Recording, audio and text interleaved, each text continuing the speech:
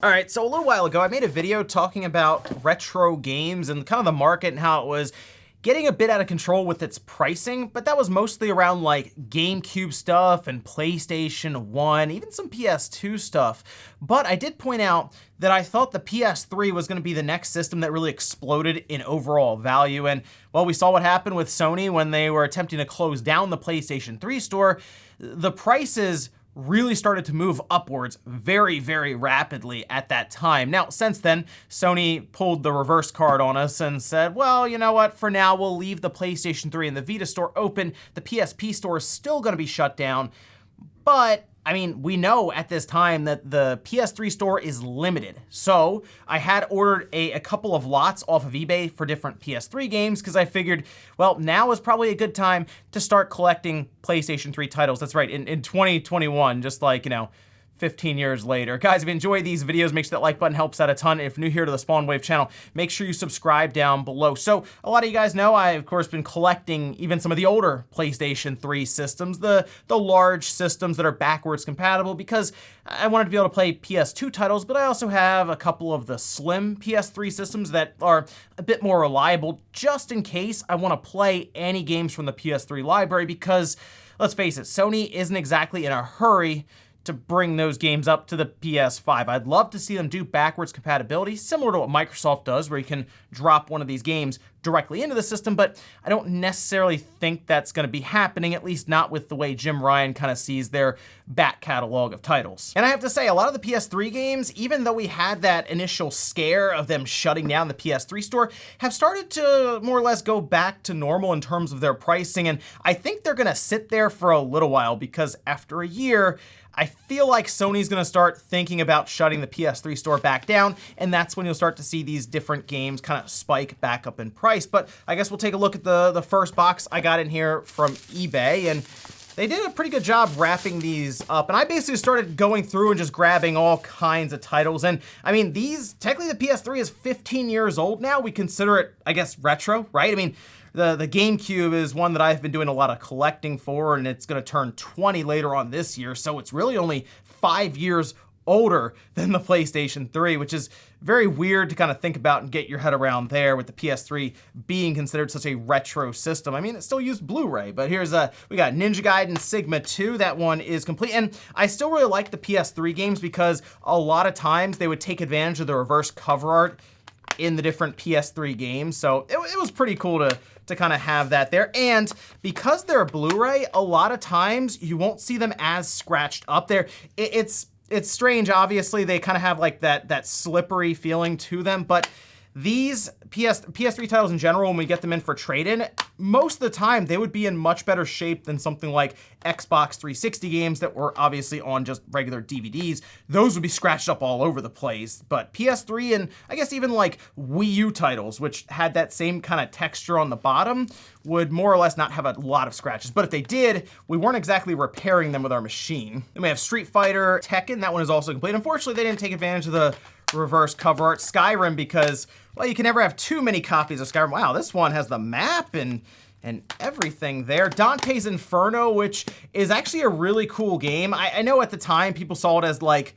God of War Light, kind of, but it was such a strange game in terms of the setting and some of the different bosses and stuff they did, but I really like Dante's Inferno overall. This is funny because I saw this, it's like I think this is a PAL version of Final Fantasy 13-2. It was in the lot, and I was like, that's an interesting one to have, I guess. So there we go, grab that. Catherine is still sealed. So again, pretty cool to just get a sealed copy of Catherine, which again, very good game. They did it recently, a remaster of this for PS4 and Switch. Certainly one I think worth picking up. And then Dragon Age Origins, that's the Ultimate Edition. That has Dragon Age Origins Awakening, along with just Dragon Age Origins. And from what I remember with a lot of the PS3 titles, they would put it all in one Blu-ray, because obviously Blu-ray could hold much more than what the 360's DVDs would. So instead of having to deal with multiple discs, you would just get one and it would have everything on it. Oh, here we go with something that was pretty annoying for me anyway with the PS3 games, are the greatest hits, because they're in an all red case. That kind of breaks up the look of it even when it's spined. I don't really mind the red. It was just the fact that it's different, obviously, than the clear casing does make it look a bit odd in the collection when you have it up on the shelf. But we have Assassin's Creed 3. That one's complete. I think this person who was selling this lot, I feel like most of it was just complete. There's Dragon Age 2 to go along with Dragon Age Ultimate. DMC, this one I think is missing the manual. I'm trying to remember if at one point, like later on in the PS3's life, if they just stopped doing manuals with their PS3 titles. Someone will have to let me know down in the comments if that was something, because I know we got into the PS4 and Xbox One generation, and that's really when we started seeing manuals kind of disappear out of these cases. Final Fantasy 13, the ever controversial game. This one, I remember when this one released on the 360 and the PS3. The PS3 version was like significantly better when it came to the cinematics, and they really took advantage of the Blu-ray disc that we had with the PS3 versus the DVDs that we had with the 360, where those cinematics and all this were really compressed. It was very obvious that they had to use like lower quality. And this is a kind of actually a pretty dirty greatest hits Street Fighter 4 with some broken plastic inside. That's always fun. Arkham City, which for a lot of people is their favorite Batman Arkham game. I still prefer Arkham Asylum, but City is very good. And then Darksiders, which is an awesome game that I feel like at the time when it first came out was pretty underrated. But that was one entire lot from eBay, and you can usually find like these kind of lots on eBay without too much issue, and a lot of times you can get the games fairly cheap. Now, none of these games are necessarily rare, but obviously if you're starting to build up your collection, lots are pretty much where you're gonna wanna start. And they don't have to be very large. You can get like lots of 4, 5, or even 6. Like this, for example, is a lot of 6 games here, where we have the Run, Need for Speed. Shout out to Jordan on that one. Assassin's Creed Rogue, and then we have Battlefield 3. That one I think is, I don't know if that one's complete or not. No, I guess, wow, that's oh yeah, okay, so this is what I meant. They're doing manuals included on the disc, and that's what I thought was going on this generation, where they started to just put them on the disc for like the PS3, using that cross media bar where you would kind of scroll down in like the game section, and there'd be a manual there, and it'd be digital. Another copy of Arkham City, because when you start getting lots, you just kind of run over doubles and duplicates and all of this, so maybe I'll just kind of give that to someone, or I will do something with it. Hitman Absolution, and then we have Need for Speed Hot Pursuit. This one recently saw a remaster, another one of those greatest hits cases too. We have one other lot here, and I just want to show you like the lengths this person went to ship this out and package it, because like, look at this, they did an awesome job. Like, there's full-on closed cell foam all the way around. They wrapped this up really, really tightly so they wouldn't shift around or anything. So, well, shout out to the person who boxed this one up. All right, we got the saran wrap off, and looks like at the top I have Heavenly Sword. This one, I got a little bit of damage at the top here, but do you remember Heavenly Sword when this one came out right alongside the PS3? Like, this was, I think, one of the launch titles, or was there at launch, but I specifically remember seeing this as one of the first PlayStation 3 titles that I think I played at like a demo kiosk at the time. But then we have Ratchet and Clank Future Tools of Destruction. Always good to get some of these Ratchet and Clank titles. And at one point, the Ratchet and Clank games, I'll have to double check if they're still up there.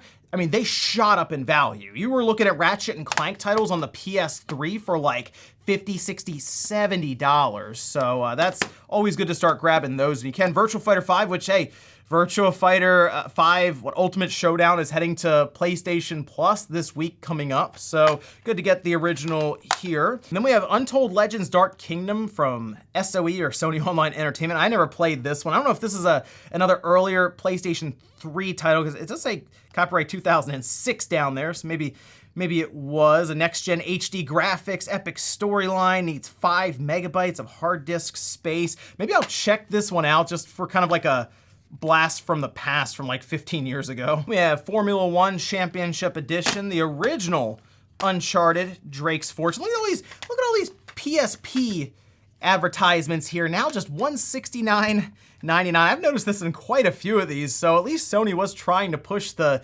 PSP. You wouldn't see this treatment for the Vita in any of these PS4 cases. Then we have Killzone 2, complete. And I remember when Killzone 2 was coming out, because Killzone 1, when that released on the PS2, was really, really cool. But Killzone 2, when they first showed this off at E3, that had like the trailer, the gameplay that was fabricated when they were showing it off. Just the way they presented it, it made it sound like, oh, this isn't heavily scripted or really just altered and presented so that it looks much better than it really is. But still, Killzone 2, there was a lot of hype around this when this one came out. And then Gran Turismo 5 Prologue, but Zero A, is this the Japanese version of Gran Turismo? It looks like it might be. Either way, this is Gran Turismo. Okay, never mind. No, this is Gran Turismo 4 on the PS2. Hey, you know what? I'll actually take that. That's a pretty good trade-off. I will take Gran Turismo 4 on the PS2 over Gran Turismo 5 Prologue rated 0A. But overall, not a bad haul for the PS3 collection. I think I'm gonna, over the next year or two, just continue to kind of add to these through different lots on eBay. And I've thought about going after some of the rarer PS3 titles, mostly because there's one that I actually would like to go back and play again, and that's 3D Dot Game Heroes, but it's like $100 some odd. And I was thinking, after this whole thing with Sony has passed a bit, maybe things die down a little more with the PS3, that could fall under $100, and then I can pick it up, because I do think that when Sony does inevitably revisit this topic, and I think they will in a year or two, and say, okay, we're now gonna shut the PS3 store down, then you'll see a lot of these games spike in price once again. So I'm looking at this as Sony's told us what they're gonna do, and now we basically have a year or so to kind of build up the PS3 collection, if it is a collection you were thinking about building and you've just been kind of putting it off. Now might be a good time to kind of look back and see if there are any games you wanted to pick up. But let me know what you guys think about this one down below, and if you were also thinking about picking up some PS3 games as we go forward in 2021 and 2022. Thanks guys for watching, and I'll see you next time.